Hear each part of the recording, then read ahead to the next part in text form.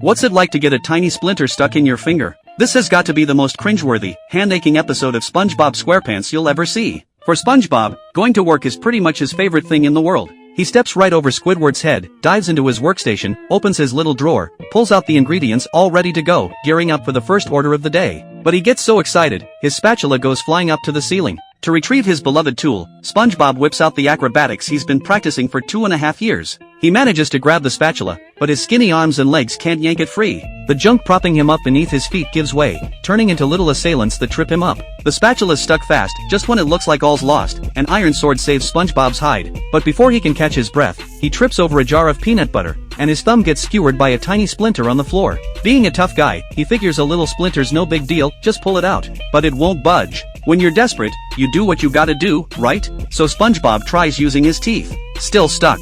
He has no choice but to work with the little splinter. When he finally finishes a Krabby Patty, Squidward turns to grab the order and gets poked in the eye by SpongeBob's odd-looking hand. He storms over, asking, "What's with the getup?" SpongeBob proceeds to dramatically recount his unforgettable day. "See? This little splinter hurts like crazy." Squidward rolls his eyes but gets an idea. Even though he's usually grumpy, he's got a whole range of faces for tricking kids. If Mr. Krabs finds out, Squidward says, he'll have no choice but to send you home to rest. With that, he offers help by tossing SpongeBob's work hat into the toilet. SpongeBob begs him not to tell Mr. Krabs. "I don't have to," Squidward replies. "You forget Mr. Krabs has a nose like a bloodhound? He'll smell that penny-pinching problem of yours." Determined not to let Mr. Krabs make him take a vacation, SpongeBob turns to a professional for help, Patrick. Patrick claims he's swamped but agrees to help anyway. Then he upgrades his look like he spent some cash on a new outfit and starts examining SpongeBob. He checks the saltiness of SpongeBob's feet to diagnose the issue. Drawing on his 30 years of being a doofus, Patrick declares, "This little injury's easy to fix."